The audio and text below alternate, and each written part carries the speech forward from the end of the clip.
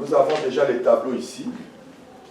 Sixième trompette, ça va au chapitre 9, verset 13 à 21. Ok?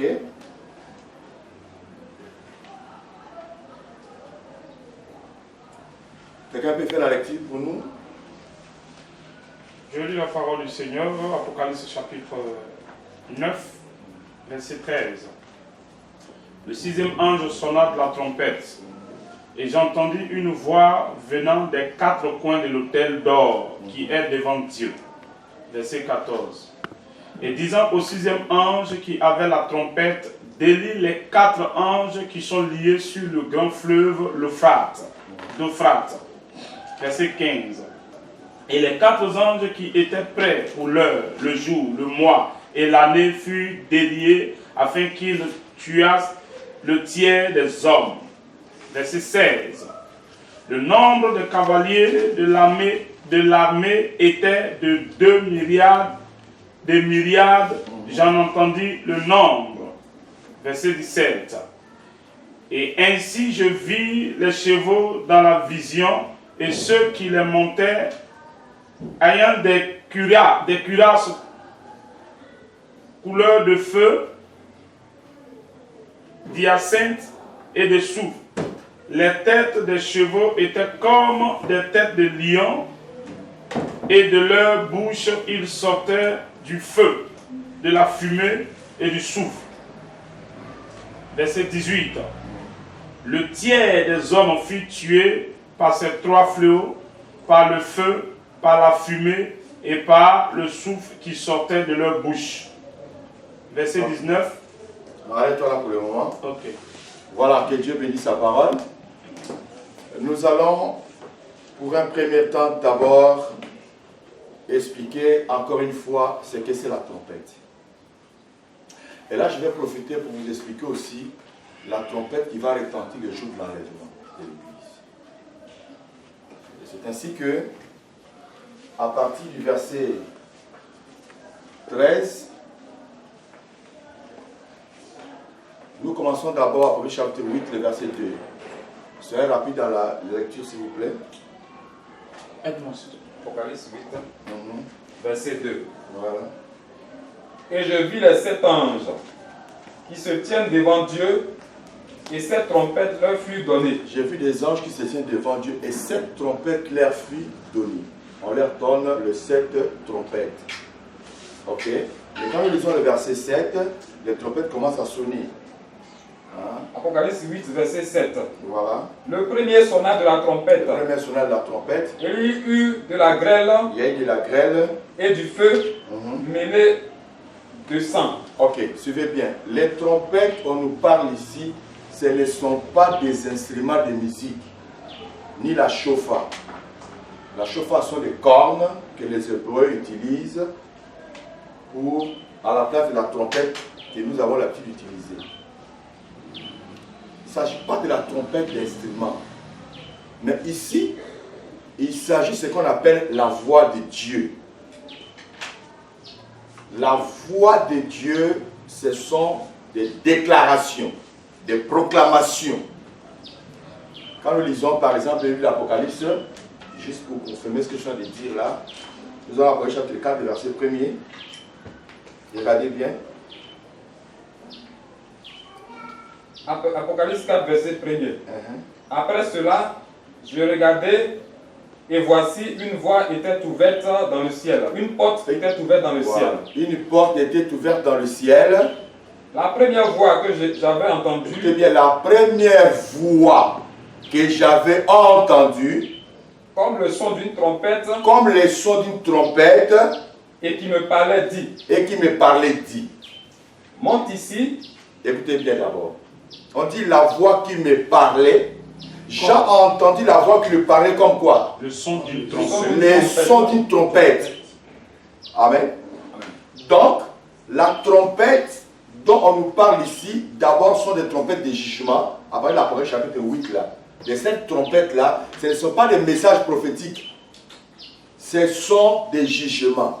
Mais ces jugements là se font entendre par des voix. C'est-à-dire que l'ange qui reçoit l'ordre, ou alors il reçoit la parole, ou alors il reçoit le mandat de libérer une parole. Dès qu'il libère cette parole avec éclat, ceux qui l'entendent reçoivent ça comme le son de la trompette. C'est-à-dire que Jean a entendu la voix qui lui parlait, mais il entendit ça comme la voix d'une trompette. Ça c'est un. Deux, qui disait, monte ici.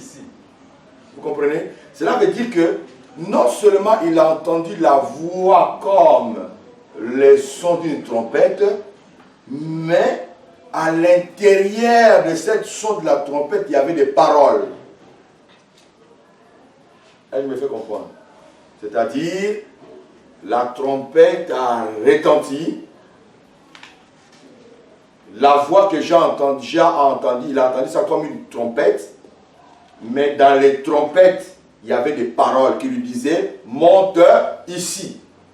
C'est comme nous avons dans nos cultures africaines, dans certaines régions, où il y a ce qu'on appelle les tam-tams parleurs. Vous voyez? Alors, tu vois, tu entends le son des tam-tams. Mais ceux qui savent décortiquer les sons du tam-tam, ils savent ce que le tam-tam est en train de dire. Est-ce que vous comprenez? Donc, ici, des gens devront comprendre que ce que Jean est en train de dire ici, c'est la même chose qui va se passer le jour de l'enlèvement de l'Église. Le jour de l'enlèvement de l'Église, quand nous prenons 1 Thessaloniciens chapitre 4, on va lire ça rapidement. Avec verset 16. 1 Thessaloniciens 4, verset 16. Car le Seigneur lui-même, écoutez bien, car le Seigneur lui-même a un signal donné, comment?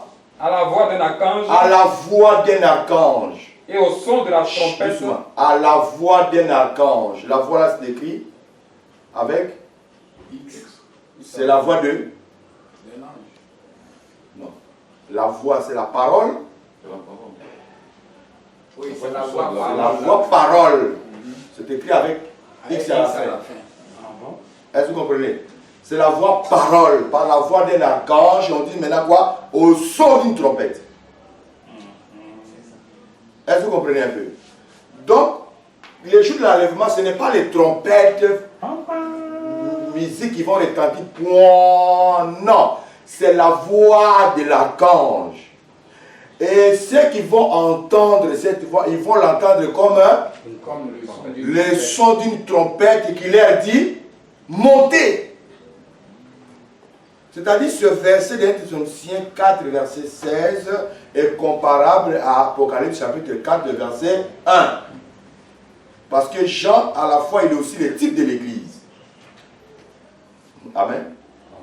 Vous allez voir ici, Jean, il est déjà à la fin de cet âge de l'Église.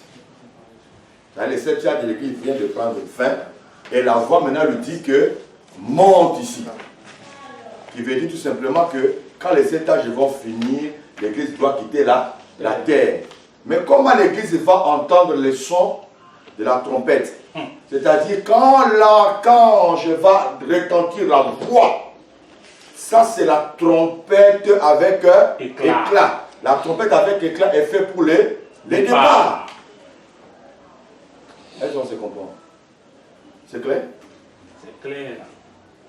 Donc, à partir d'ici, déjà on comprend que quand la trompette, la voix d'archange va se faire entendre, l'Église va recevoir ça comme le son de la trompette qui dit à l'Église, c'est-à-dire derrière le son de la trompette, il y a quoi? Il y a une voix qui parle. Il y a des paroles.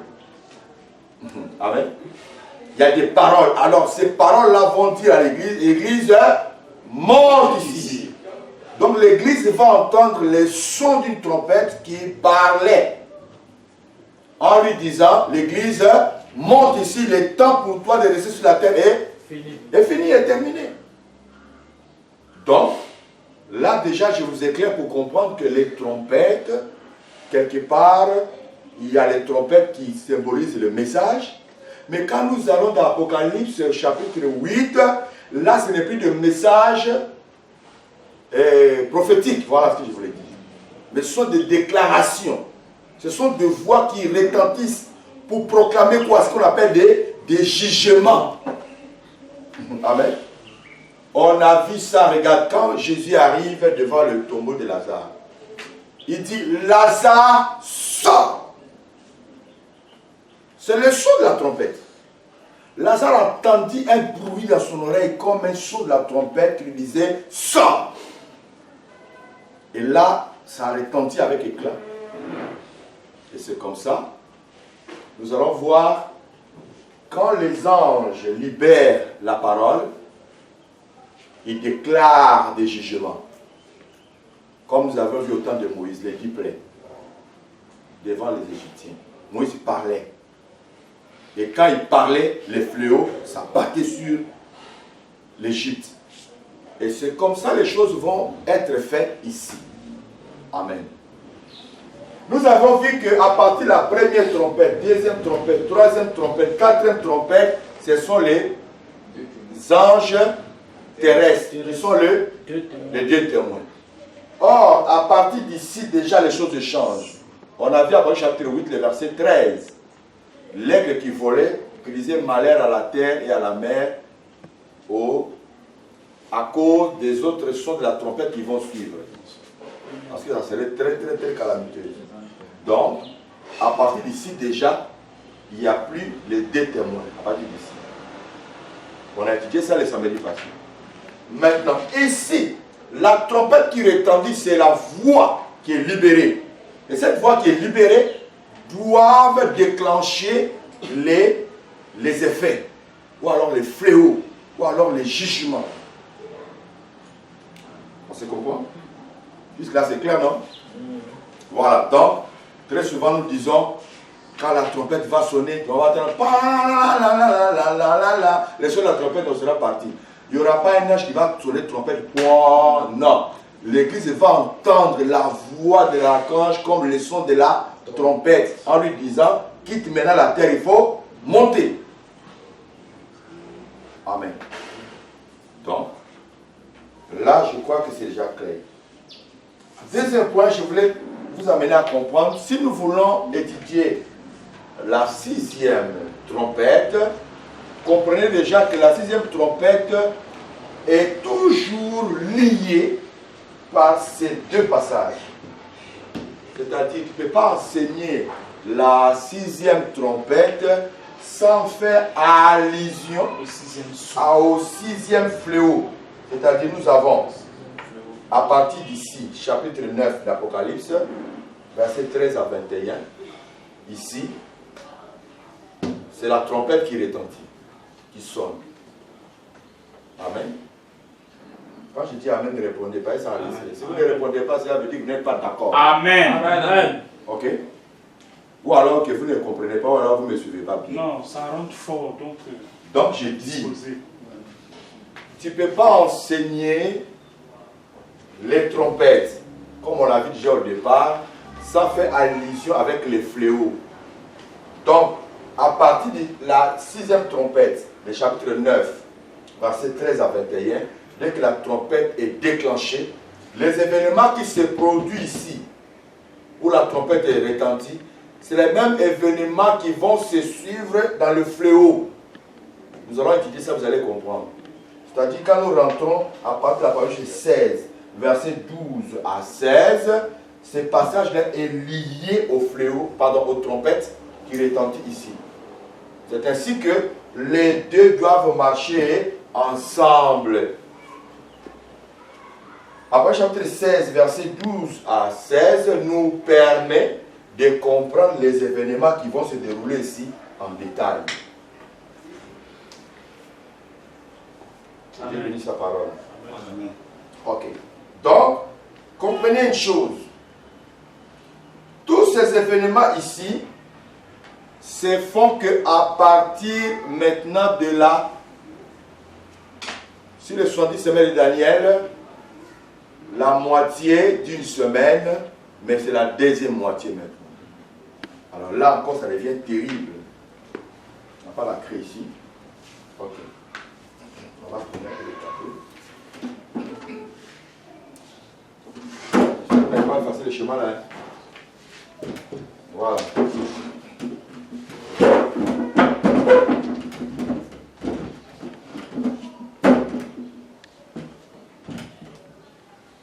Suivez. Ici maintenant, les événements à partir du 5e et 6e saut ne se passent plus ici. Là, nous sommes à la 3e et demi. Ici, nous avons les 2 témoins. Là, ils sont déjà morts. À partir d'ici, nous vivons maintenant 5e et 6e trompette. Amen. Maintenant, 6e trompette, lui, il arrive, avant même morceau de clé, ça va être ici. Lui, il arrive déjà à partir d'ici, 6e trompette.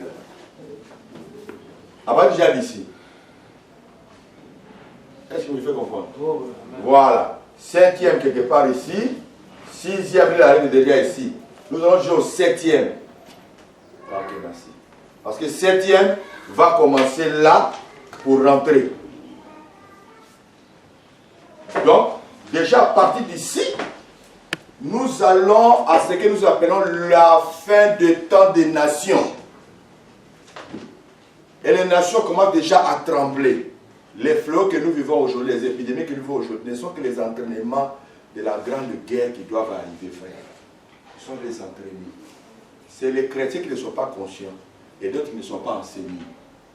Voilà pourquoi je disais qu'il faut que vous suivez cet enseignement-là et que vous la transmettez dans vos églises. Et cela est très important. Parce que nous parlons souvent de l'eschatologie, mais souvent dans l'eschatologie, il n'y a pas de trompette, il n'y a pas de sceau. Nous parlons seulement des événements à l'état brut. Mais les sceaux nous permettent de vivre vraiment les événements eschatologiques. Comment ça va se passer? C'est ainsi que vous allez voir que j'insiste beaucoup sur les temps des nations à partir d'ici. Il faut d'abord comprendre à quel moment les temps des nations ont commencé, à quel moment ça va prendre fin. Quand nous rentrons déjà dans les sceaux, il faut maîtriser ça, obligatoire du moins. Il faut forcément comment maîtriser ça. Donc, comprenez déjà que ça commence déjà à partir d'ici. Là, nous sommes déjà à la 6e trompette qui est en train de retentir, qui va prendre fin quelque part ici. 7e trompette va retentir là, et ça va nous conduire jusqu'ici. Ouais. Nous allons examiner les écrits, vous allez voir que tout ce que Jésus disait dans Luc 21, Matthieu 24, il y avait un lien avec les trompettes. Et c'est des choses que beaucoup de personnes ne comprennent pas encore. Ok. Maintenant, avant de continuer, je voulais d'abord qu'on puisse y réfléchir un peu. Le 6e sceau nous parle de quoi concrètement? Non, j'ai dit la 6e sceau. La 6e trompette nous parle de quoi concrètement? La 6e trompette, la première des choses que nous devons comprendre, 1. La 6e trompette nous parle de la guerre d'Armageddon. C'est-à-dire, 1. Le préparatif de la guerre d'Armageddon. Ça, c'est le numéro 1. C'est-à-dire, la 6e trompette nous parle du préparatif de la guerre d'Armageddon. 2. Les lieux où la guerre va se dérouler. Les lieux où la guerre va se dérouler. 3. C'est rapide, hein? Tu vas copier avec les autres. Je reprends pour dire que le premier point, c'est les préparatifs de la guerre d'Armageddon. Le 6e sceau nous parle de ces choses-là. Le deuxième point, les lieux où la guerre va se dérouler. Le 6e sceau nous parle, la 6e trompette nous parle de ces choses-là clairement, où la guerre aura lieu.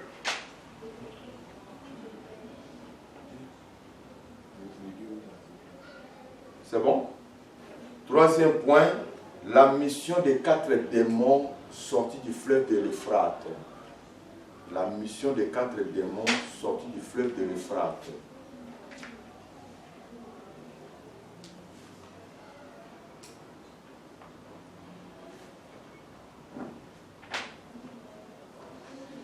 troisième mission de 4.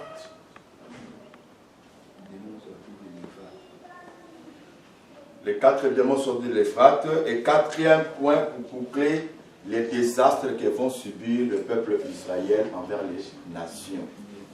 Les désastres que vont subir le peuple d'Israël envers les nations. Voilà. Donc, cela va nous amener à nous allons étudier point par point à partir de l'Apocalypse chapitre 9. Nous allons encore tourner les tableaux.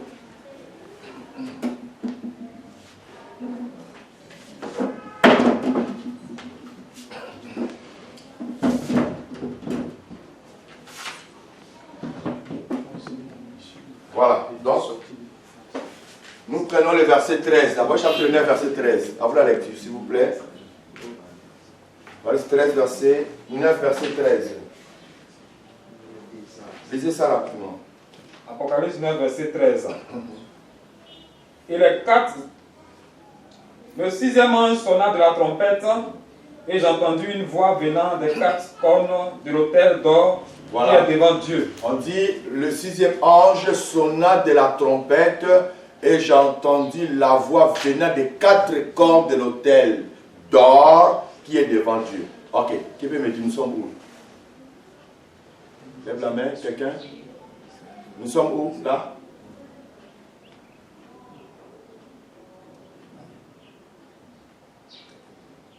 Oui. Ici, là, nous sommes au niveau du trône. Nous parlons de l'autel d'or ou l'autel de parfum. C'est-à-dire que quand nous nous référons au tabernacle de Moïse, là, nous sommes dans le lieu saint.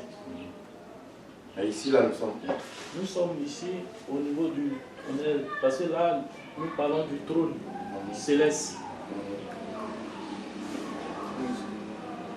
Tu relis le verset rapidement. Le sixième ange sonna de la trompette, et j'entendis une voix venant des 4 cornes de l'autel d'or qui est devant Dieu. Voilà. Je vais garder du temps parce que moi, je n'aime pas les gens qui réfléchissent trop avant de répondre. Ici, nous sommes déjà au ciel. C'est-à-dire, le tabernacle de Dieu dans le ciel est ouvert. Et Dieu nous conduit dans les tabernacles, mais dans le lieu saint, où il y a l'autel d'or. L'autel d'or, c'est l'autel de parfum. Amen. Ici, on mettait le parfum sur l'autel, mais là-bas, il y a les prières des saints qui montent comme le parfum sur l'autel. Alors ici, on nous dit les 4 cornes. Alors, comme je vous ai déjà enseigné, l'autel de sacrifice. Non. L'autel d'or. L'autel d'or. L'autel d'or, lui aussi, il avait 4 cornes. C'est comme ça. Voilà. Et la voix sort au milieu de ces 4 cornes-là. Or, la corne dans les termes prophétiques symbolise la puissance ou l'autorité. Ok? La voix qui sort ici va maintenant donner l'ordre à l'ange qui vient de sonner la trompette d'exécuter un mouvement.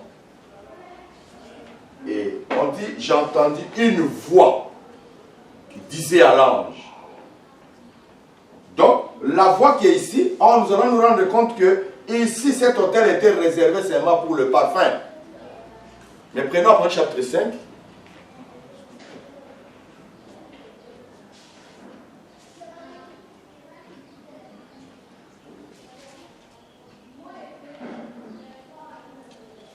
Rapidement, le verset 8. Apocalypse 5. 8.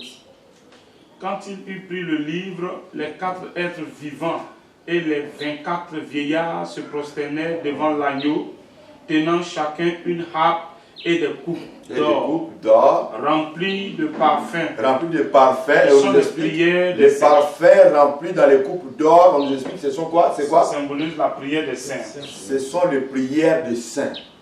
Est-ce que vous comprenez un peu? Donc, dans les tabernacles célestes en haut, l'autel de parfum céleste n'a pas besoin de parfum. C'est ainsi que vous allez voir, aujourd'hui les sacerdoces célestes étant rentrés en fonction, on ne doit plus utiliser de l'encens, des parfums, pour dire que nous allons les parfumer, hein, comme le prophète aime les actions prophétiques.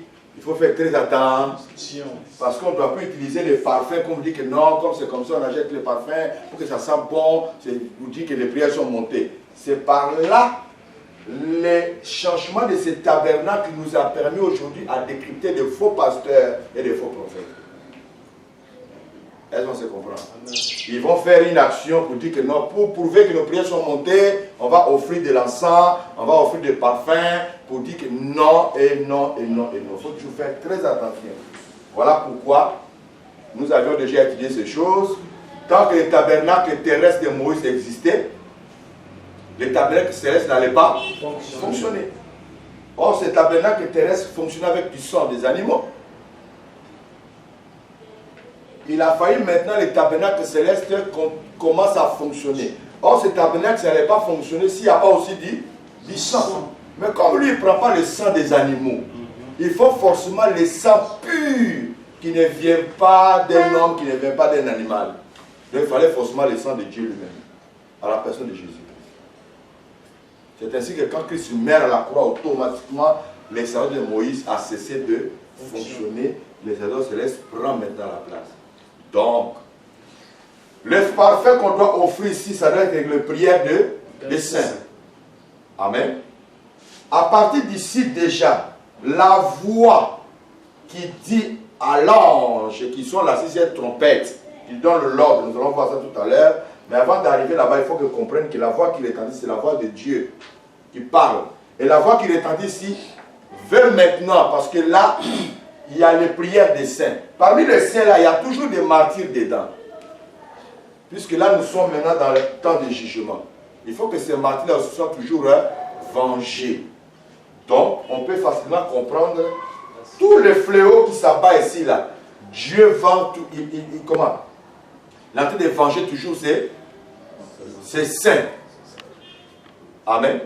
Ceux qui sont morts, surtout des martyrs, Dieu est en train de les venger. Donc, la sixième chose aussi, Dieu va ordonner maintenant à l'ange qui venait de sonner la trompette de faire quoi? On reprend, on continue la texte. On est sur l'Apocalypse chapitre 9. Hein? Apocalypse 9, verset 14.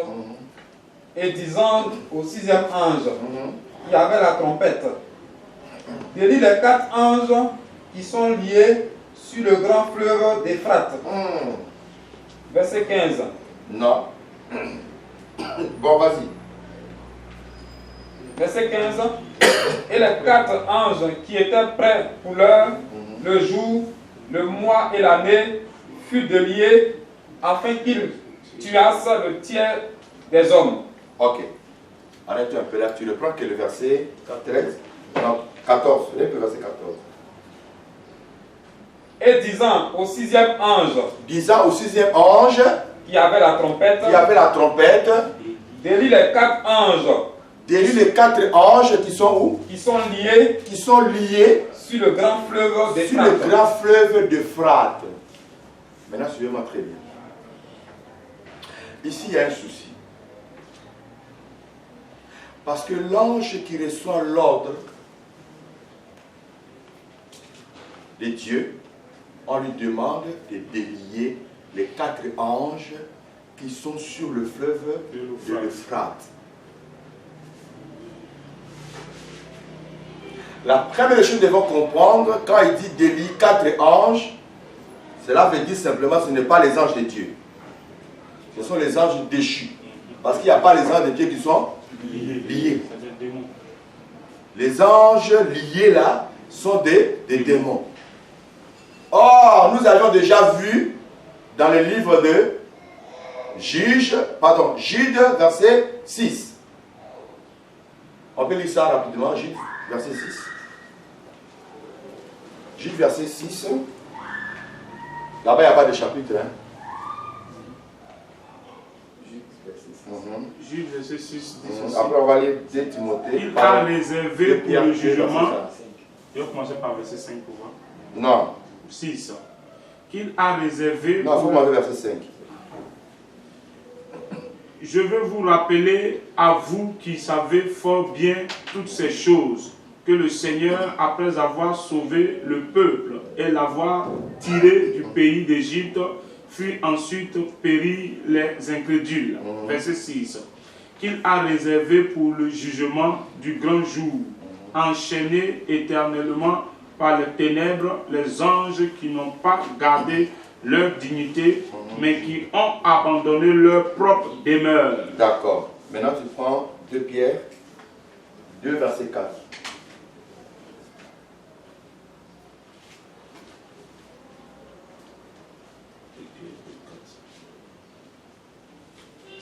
Pierre 2, 4, 6, dit ceci. Car si Dieu n'a pas épargné les anges qui ont péché, mais s'il les a précipités dans les abîmes, des ténèbres, et les réserve pour le jugement. Cela veut dire que il y a des anges que Dieu a enfermés dans les abîmes, enchaînés. Nous avions étudié ça le samedi passé quand nous avions parlé de la cinquième trompette. Mais ici, on nous révèle que dans le fleuve Euphrate, il y a 4 démons qui sont liés là-bas. Et ils ne sont pas dans l'abîme que les autres étaient sortis, mais par contre, ils sont liés, ils sont dans le fleuve. Or, le fleuve Euphrate, c'est l'une des branches des fleuves où nous voyons sa description d'abord dans le jardin d'Éden. Si nous allons dans Genèse, j'aimerais que nous trouvions ce passage, juste pour éclairer un peu, et puis nous allons suivre le parcours de ce fleuve-là. Genèse chapitre 2, versets 10 à 14. Genèse 2, 10, 14.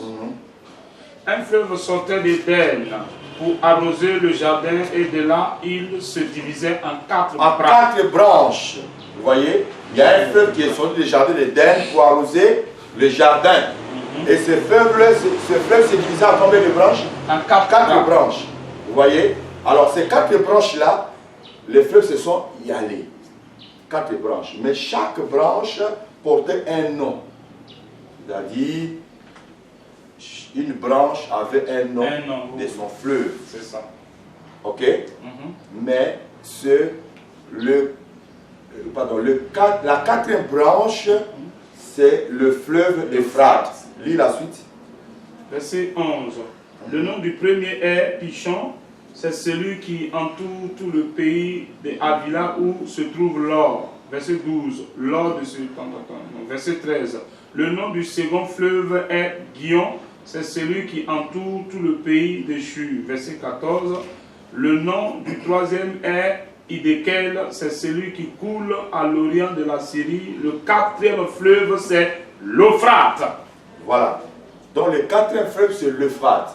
Alors, lui, ses branches s'étendent.